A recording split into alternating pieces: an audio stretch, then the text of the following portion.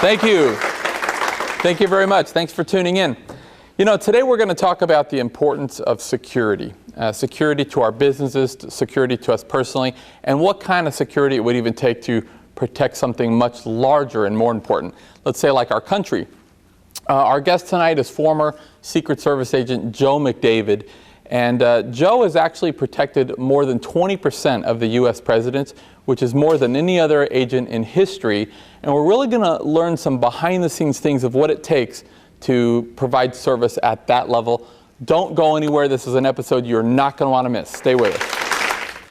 Real estate today offers incredible opportunities, low prices, and extremely low interest rates. Hi, I'm Amy Norris from Amy Sells the Beach. Right now, there are opportunities in all areas. Our team can help you put your money to work finding your dream or investment property. And if you're looking to sell, no one can give you better exposure to buyers and make your property stand out. Experience matters when looking for opportunity. I'm Amy Norris. See why we're #1 at amysellsthebeach.com. When visiting Gulf Shores, Alabama, make sure to visit the Gulf Coast Zoo, home of the little zoo that could from Animal Planet. Get up close in our petting zoo. Enjoy our unique animal encounters. More than 300 monkeys, bears, reptiles, big cats, parrots, and more call Gulf Coast home.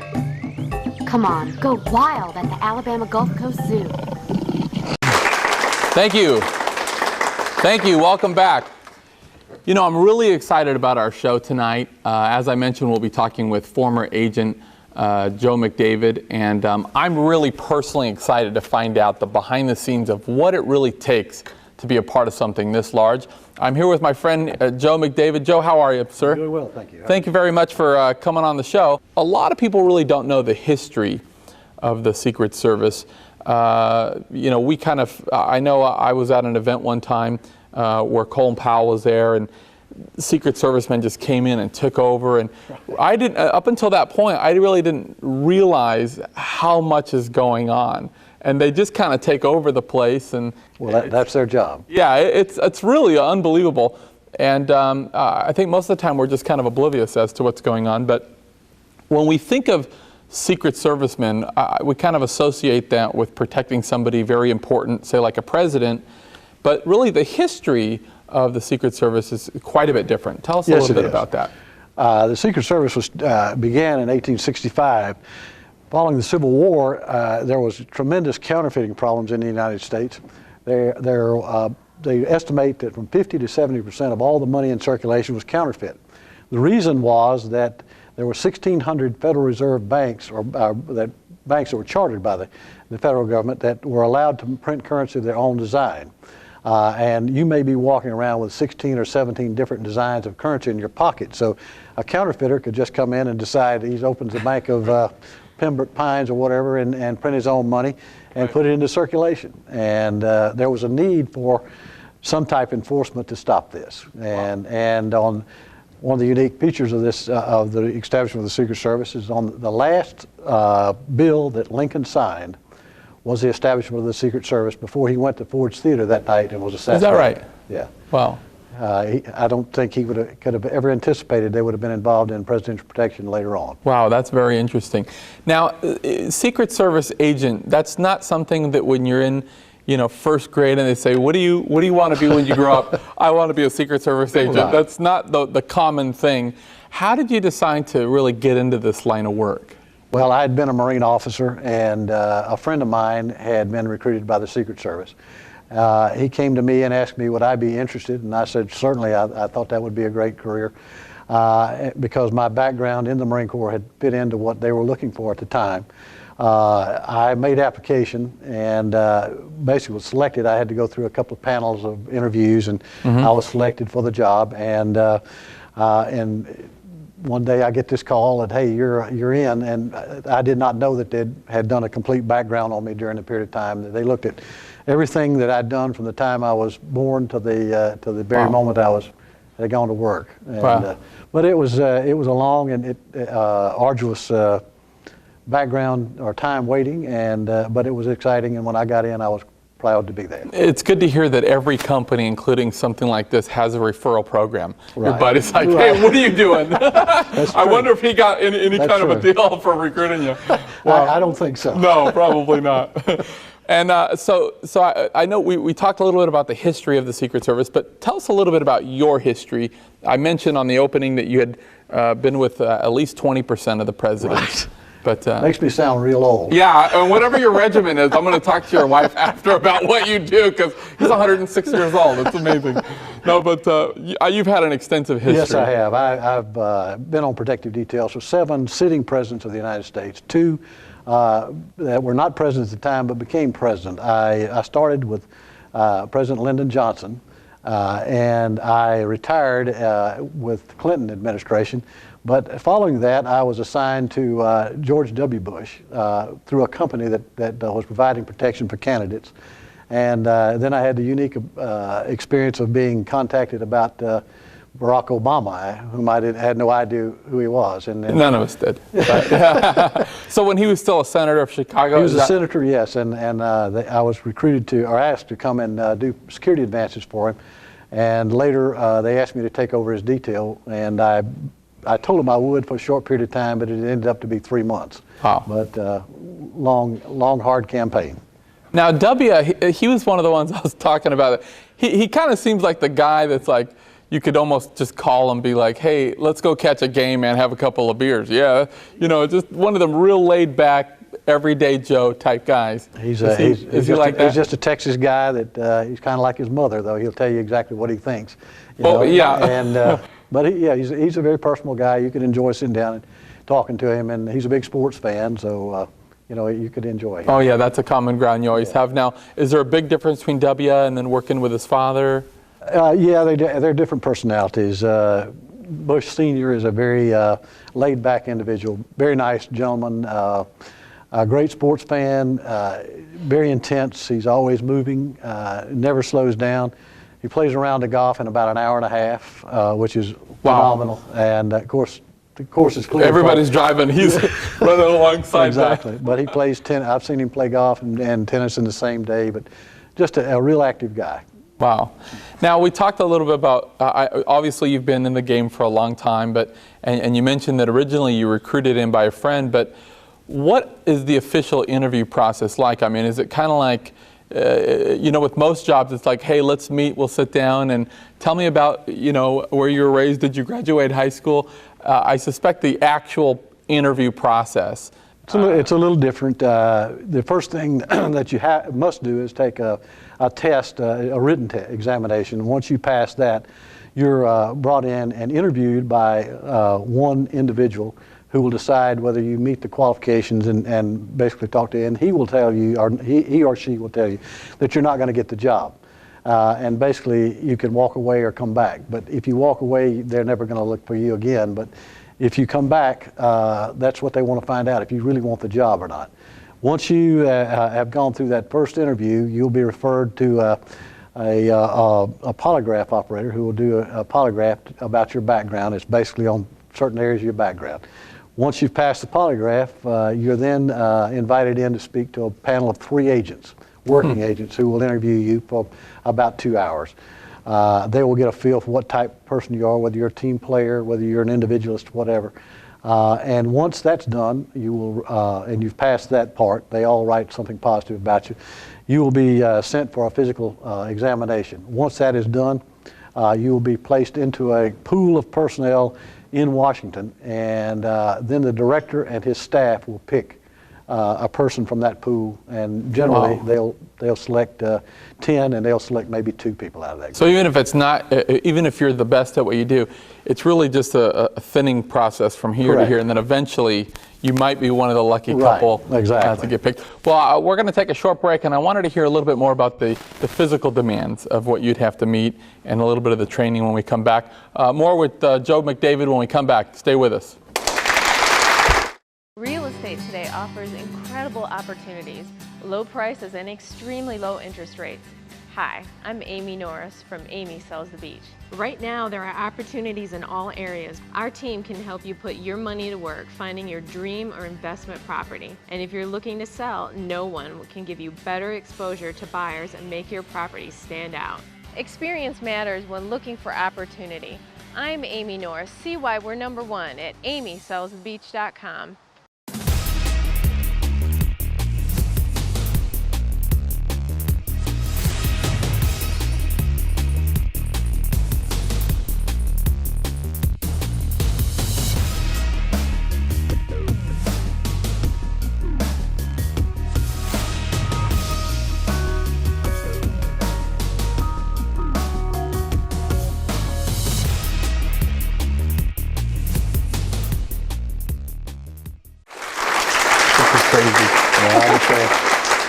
Thank you.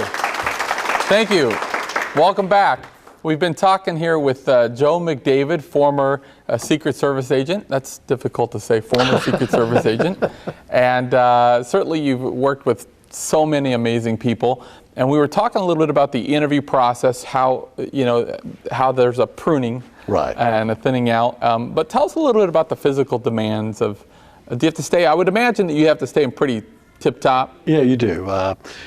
It's tremendous. It's a tremendous effort to stay in shape because you're traveling all the time. You're not eating well, and you're working rotating shifts. But presently, each agent must be able to run 3 miles in under 15 minutes. Do the military's PFT or PRT test, and they are tested on that. If they fail to accomplish that, they are not on the detail. They'll be removed until they meet these physical requirements. Wow. Same time, they have to be able to shoot their weapons and be excellent with those. But jogging every day is a common thing that happens with the Secret Service agents. Many physical activities, basketball, football, they'll play anything they can while they're on the road just to keep busy and keep in shape. Well, I know some of the presidents too, they have a pretty detailed physical routine. I know Obama loves to play basketball. Right. Does a lot of things. W, and I think both of them were runners. And they do Carter quite a bit. Carter was a runner, and Clinton was a runner. W was a runner. Yeah. And HW, he ran. Played golf. Plus. He did it all. Yeah. Well, I'll tell you, I'm a runner. I know it doesn't look like it, but I run 4 or 5 days a week. And I'll tell you, running 3 miles in 15 minutes, I take about twice as long to do that. So that would be a real tough feat in itself, for sure. And they have men and women doing it. So wow. that's, I mean, there's no breaks for anyone. Everybody has to do it. Well, give me a few, obviously the type of show we are, I hate negativity. Right. I'm not going to be like, give us some dirt on this person. But tell us a couple of some of the situations that maybe stand out to you the most, maybe just a few of your most interesting personal experiences over the time you served. Okay. Well, I think one of the most interesting, twice I have had the post where the incoming president and the outgoing president go down to be sworn in. It is one of the most remarkable changes you've ever seen. The outgoing president comes down and looks like he's been beaten up. Yeah, and turned white. Yeah, and the incoming president looks like he's so happy he can't believe he's won the prize. Yeah. And they go down, an hour later they come back and it's just the reverse. The guy that's got the job now is like, what have I done? And the outgoing president, like, you got it, sucker. And so but I've been in that position twice, and it's unbelievable to watch. Well, I know that there's a lot of speculation in the media with, well, I guess it's really not speculation, but if you look at when a president takes office and then you see footage just a year or two later. Right. The transformation physically, I mean, they look like a different person. Absolutely. And I don't know if you can speculate on this or not, but everybody talks about, a president's book, that each president will get kind of, they'll get information to stuff that they, all kinds of stuff that the average person doesn't know. Yeah. Well, there is a transference. They do meet and talk, and they exchange ideas. And when you think about it, the sitting president has nobody other than the former president who sat in his chair. So when he has to have advice who can he go to but these guys? And what the former presidents receive all the briefings that the president does, so that they have the same information he does. Once he decides to call on one, they're up to speed on what's going on. Well, that's a really good point, because in so many careers you can go to, if you're a salesman, you go to your sales manager, or you go to if you're an engineer, there's a million people to go to and be like, right. Okay, how do I do this? Show me the ropes. Sure. And in that job, you really got the last guy. You got the last guy, right. So you've got to know what you're doing. You've got to have good advice. Well, let me ask you, I would suspect, I know that I'm a pretty big sports fan. I don't know if you're a big sports fan, but I know that they say that, the best defense is a good offense. Right. And I would suspect out of any field out there, that would be, no field where that would be more true than what you do. I guess with what you do, the day where nothing happens is really a good day. The best day of all. Right. Yeah. Well, and in our eyes, when you're dealing with the president, you have to be proactive. The president does nothing off the record. You'll see where the president went to McDonald's off the record. Well, 20 of those people in there are agents. Guy behind the counter service. Right. So we know where he's going, what he's going to do.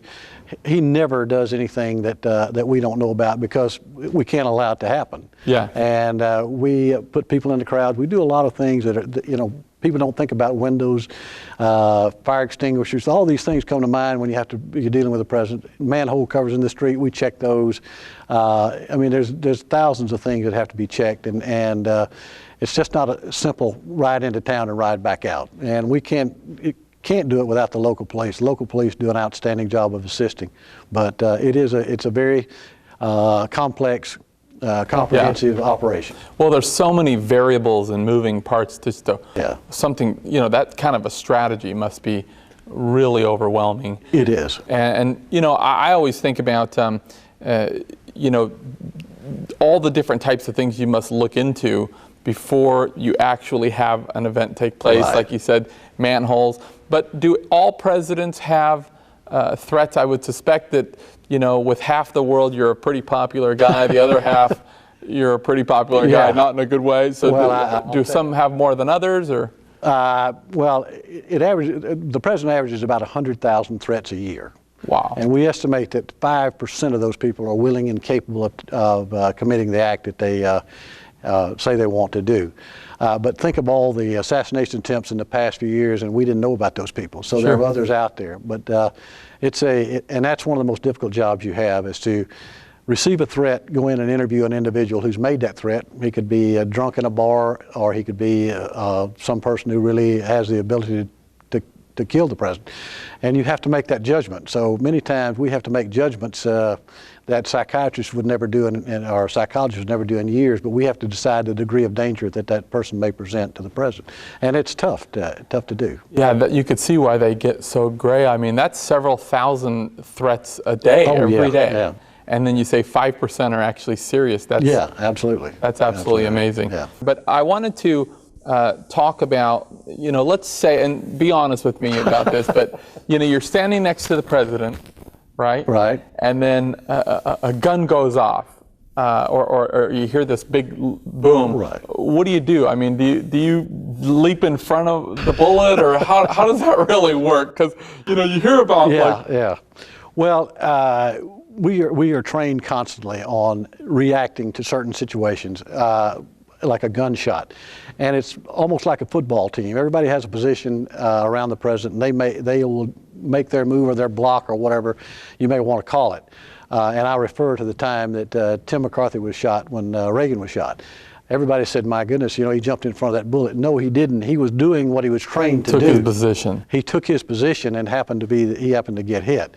Had he had time to think about what was going on, he'd have been under the car with everybody else. But he reacted and was hit. But they pay us for what we might have to do, not what we really do. Yeah, sure. So it's not like in the movies with Clint Eastwood, where the guy's in the audience and the bullet's coming and he's diving in front. No, but it's Clint's a lot braver than we are. Right. Yeah, he is. So really, when you hear the sound, it's just everybody has a position, and where that happens to go is what happens. Right. Wow, and then we cover and evacuate, get him out of there. Well, I want to ask you about one other thing. Well, there's so many things. I swear, I almost want to make, you're the new co-host. Tom is out. I could talk with you all day. I'm so intrigued. But I wanted to ask you, there's so much controversy around Kennedy's assassination. Right.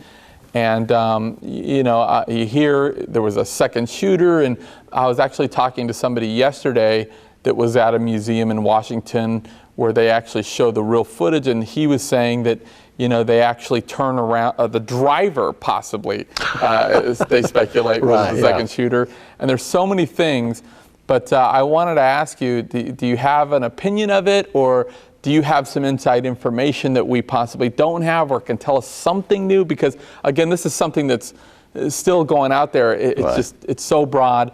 Let's take a quick break, and then I want to know what you know, my man. Don't go anywhere, we'll be right back.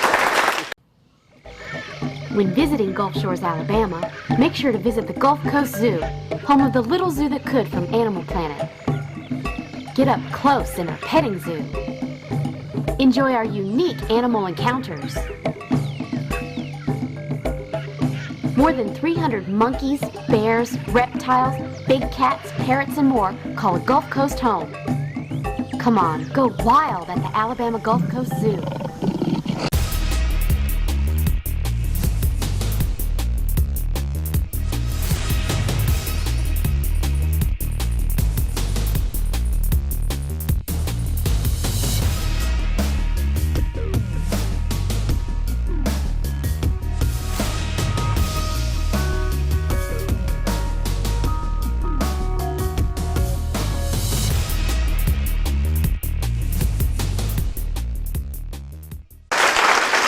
Welcome back. Welcome back. We are here with my friend here, Secret Service agent, former Secret Service agent, Joe McDavid. And we were talking a little bit before the break about Kennedy. Again, there's been so much surrounding his death and the mystery of his death. But what can you tell us?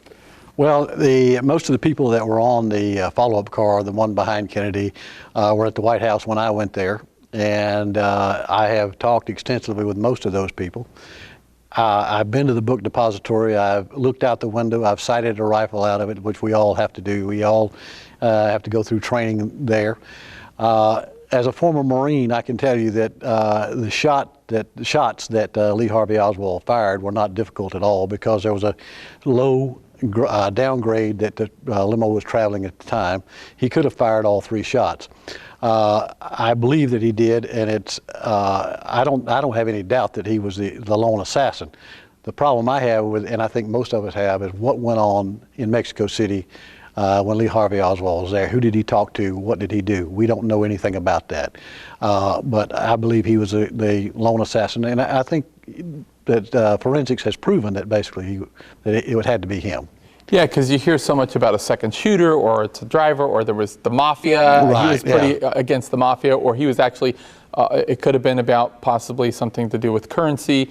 But you're saying you were there, you've looked through, you know what the shots were. Not difficult. I wasn't present when at the shooting, but I've been there and I've studied it, like we all have studied it. Some wacko. Yeah, and could have happened to anybody. Basically, he carried out the mission by himself. But what was the motivating factors? We don't know. What did he do in Mexico City? We really don't know. Sure. And I don't know that we'll ever know. Yeah, probably won't. And during the last break, I was having people in our crew. They said that was actually going to be my last question, and people were saying, ask him about what just happened down in South America with those Secret Service. I'm sure that's a body you wouldn't want to served on this last one. No, and you know what's interesting is we film every week out of the beautiful Caribe Resort, and I guess where it happened in South America, the place was actually called the Caribe. That's correct. So where we film, we were getting hundreds of calls here every week. People thought that this was where the prostitutes were, but is that a pretty common thing that happens? I mean, you guys are kind of like the it guys on campus, like, these big timers come into town. And no, I think it's indicative of the moral fiber of our country. People do things now that they didn't do years ago. These guys broke every rule in the book. They should have been fired. They've embarrassed all of us. We had 125 years of integrity, and they've destroyed that. I know that most of the retired guys would never even consider doing anything like that, because when you go into a foreign country, they're going to attempt to compromise you in some fashion. And when you're standing in a bar and some good-looking woman walks up to you, it's not because you're the best-looking guy in the world there. It's because you got some money or they want something out of you. And these guys lost their head. If I know the former SAC, special agent in charge of the detail, who was from this area, and talked to him, and I know that a year and a half, 2 years ago, that would not have occurred, because they had, they had controls, and people should not be allowed to do that. What they were doing, we have a hard time understanding it. Yeah, sure. Because they broke every security rule in the book. Well, and there's always one knucklehead. That just blows it for everybody, right? Absolutely. And just taints the name of something. Usually we could take care of the knucklehead. This time they did. If you were on that detail, you would have said, I need to speak with you. That's right. He'd have been on the plane home. Well, I'll tell you, Joe, it's been a real pleasure having you. And, on the show every week, we try to make a brief point of something, for the entrepreneurs out there that are trying to build successful businesses or, resolve problems in their life, and try to give them a little bit more comfort. And, really, when we were talking, what I was thinking of is just sometimes there's something that's bigger than us. Unfortunately, I'm sure over the years there have been Secret Service agents that have died in the line of duty, and that's a very sad thing. It's a very sad thing for the family. But if somebody like the president dies, you're talking about uncertainty for millions of people. Right. The country where that happened could be viewed as vulnerable. There could be an attack. Ultimately, thousands or even millions of people could die. So you have a great, there's a lot of sacrificing for the ultimate goal. And I know that the biggest downfall of corporate America, particularly even at the Fortune 5 level, they say is pronoun disease. And I remember the first meeting years ago when I was in there, they said, we have a case of pronoun disease we need to cut out. But, it's like I this, and I feel this way, and they this. And I know that the old sales trainer Zig Ziglar, his motto was, don't worry about money or being successful, help everybody around you be successful, and then automatically you'll become successful.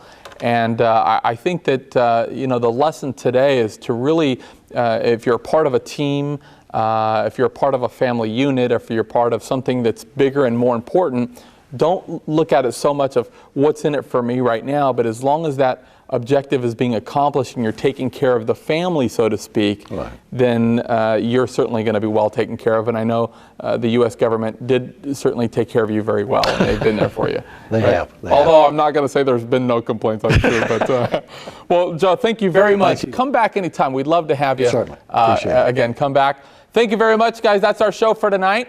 I wanted to thank our guest, and thanks for tuning in. And we wanted to say get involved in your local community and be forgiving of others. Good night, everybody.